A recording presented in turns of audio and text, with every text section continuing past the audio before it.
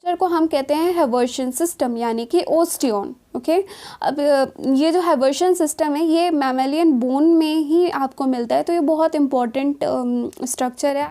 Hello everyone, welcome back to AR Squared YouTube channel. I am Anjali. तो आज की video में हम स्पेशलाइज्ड कनेक्टिव टिश्यू के बारे में बात करने वाले हैं। बोन एंड कार्टिलेज के बारे में आज हम बात करेंगे। लास्ट वीडियो में हमने loose connective tissue and dense connective tissue के बारे में बात की थी। अगर आपने वो वीडियो नहीं देखी है तो उसको जाके देखो, क्योंकि वो हेल्पफुल रहेगा आपके लिए। ठीक है, आज की वीडियो स्टार्ट करते हैं। आई रियली होप आपको ये वीडियो पसंद आएगी। ओके, सो स्पेशलाइज्ड कनेक्टिव टिश्यू दो तरह की होती है, स्केलेटल एंड फ्लूइड। स्केलेटल में हम बात करते हैं बोन एंड कार्टिलेज के बारे में, फ्लूइड में हम बात करते हैं ब्लड एंड लिम्फ के बारे में। तो ब्लड एंड लिम्फ के बारे में हम बॉडी फ्लूइड एंड सर्कुलेशन में बात करेंगे। आज की वीडियो में हम बोन एंड कार्टिलेज के बारे में बात करने वाले हैं। ठीक है, तो जो हमारा स्केलेटल कनेक्टिव टिश्यू है ये हमारे वर्टिब्रेट्स का एंडोस्केलेटन बनाता है, यानी कि इंटरनल फ्रेमवर्क बनाता है। अगेन दो चीज़ें हैं, बोन एंड कार्टिलेज। तो हम पहले कार्टिलेज के बारे में बात कर लेते हैं।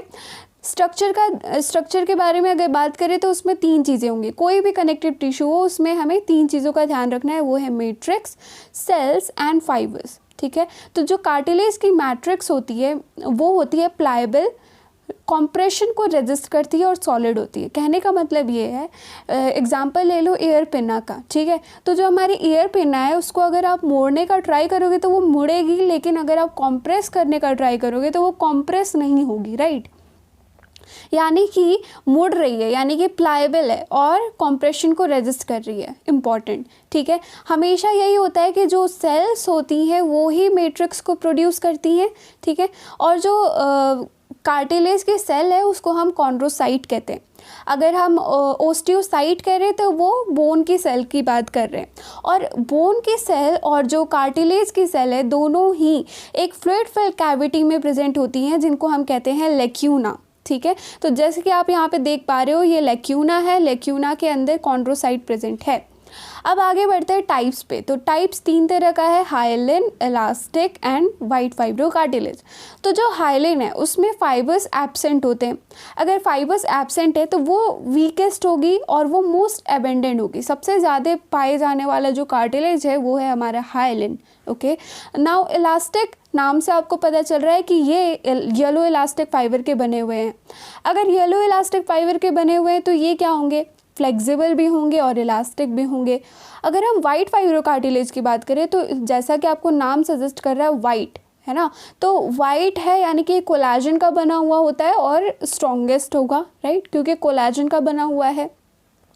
अब लोकेशन देख लेते हैं। सबसे पहले हाइलिन, जो हमारा एंड ऑफ लॉन्ग बोन्स होता है, यानी कि जो लिम्ब वाले बोन होते हैं ना, उनके एंड में आपको मिलेगा हाइलिन कार्टिलेज। ओके, उसके बाद जो हमारी ट्रैकियल रिंग है वो सी शेप्ड होती है, वो भी हाइलिन की बनी हुई होती है। जो हमारा कोस्टल कार्टिलेज है, जैसे कि जो ये हमारे रिब्स हैं, रिब्स को और जो स्टर्नम है उसको जो कनेक्ट करती है कार्टिलेज, जो कि यहाँ पे रेड कलर का आपको दिख रहा है, वो कोस्टल कार्टिलेज है और वो हाइलिन की बनी होती है। इसके साथ में जो हमारा लैरिंक्स है, लैरिंक्स भी हाइलिन का बना हुआ होता है।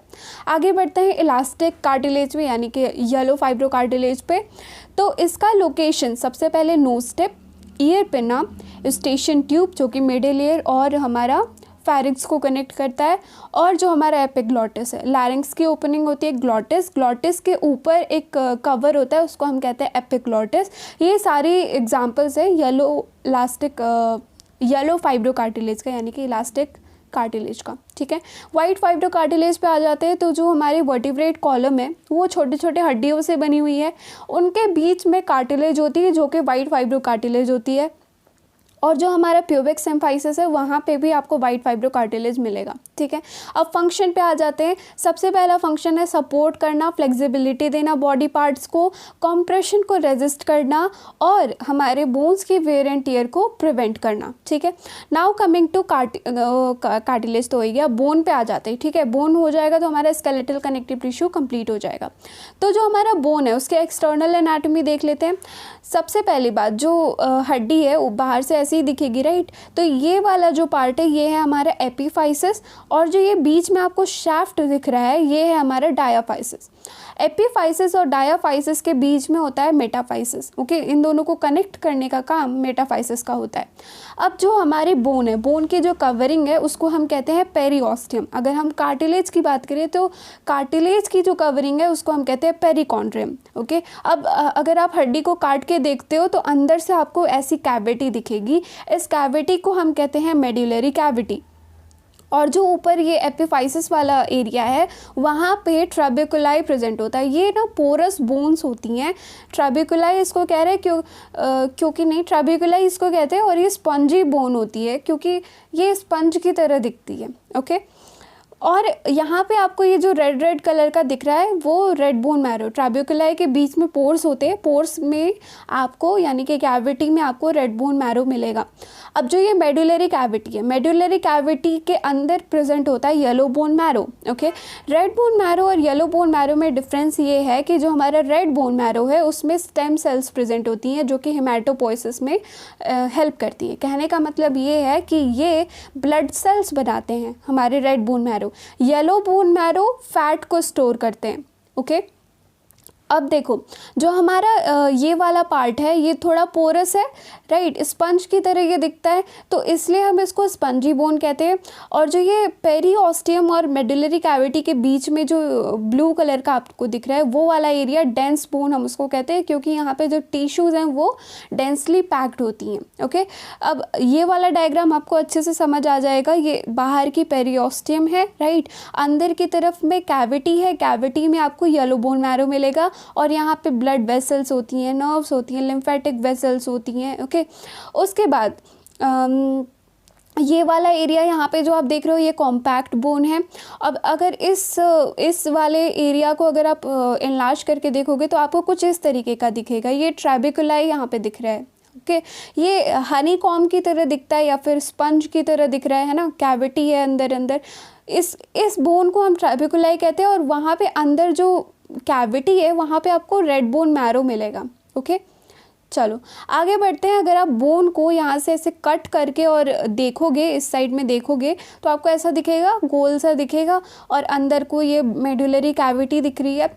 अब यहाँ पे आपको हैवर्शियन कैनाल दिखती है। ओके, हैवर्शियन कैनाल में ब्लड वेसल्स होती हैं, नर्व्स होती हैं, लिम्फेटिक वेसल्स होती हैं। ठीक है, हैवर्शियन कैनाल के चारों ओर ओस्टियोसाइट अरेंज होते हैं, कुछ इस तरीके से गोल गोल अरेंजमेंट होती है ओस्टियोसाइट्स की। अब देखो एक्चुअल में जो ओस्टियोसाइट है वो ऐसा नहीं दिखता है, वो ऐसा दिखता है, स्टार शेप टाइप का दिखता है। अब आप देख पा रहे हो कि ये भी लेक्यूना में प्रेजेंट है। अभी थोड़ी देर पहले ही बात हुई थी कि कार्टिलेज और बोन दोनों ही लेक्यूना में प्रेजेंट होते हैं जो कि फ्लूइड फिल्ड कैविटी होती है।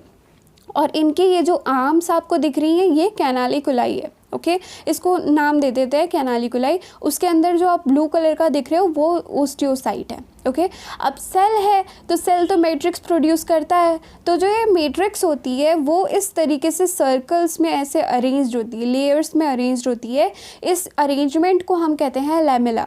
ओके, अब आपने ये जो पूरा स्ट्रक्चर देखा, ये पूरे स्ट्रक्चर को हम कहते हैं हैवर्शियन सिस्टम यानी कि ओस्टियन। ओके, अब ये जो हैवर्शियन सिस्टम है ये मैमेलियन बोन में ही आपको मिलता है, तो ये बहुत इंपॉर्टेंट स्ट्रक्चर है, आपको समझ में आ जाना चाहिए, एग्जाम में क्वेश्चंस आ सकते हैं। नाउ हैवर्शियन कैनाल्स जो होती हैं, हैवर्शियन कैनाल्स को कनेक्ट करता है वोल्कमैन कैनाल। इसमें भी ब्लड वेसल्स होती हैं, नर्व्स होती हैं, लिम्फेटिक वेसल्स होती हैं। ठीक है, ओके, तो आप ये देख पा रहे हो कि यहाँ बीच में मेडुलरी कैविटी है और उसके चारों ओर बहुत सारे हैवर्शियन सिस्टम प्रेजेंट हैं। ओके, नाउ सेल जंक्शन, तो सेल जंक्शन हम नेक्स्ट वीडियो में कर लेते हैं। Okay, so that's it for today. अगर वीडियो अच्छी लगी है तो make sure you like the video and subscribe to AR Squared YouTube channel. Thank you so much for watching.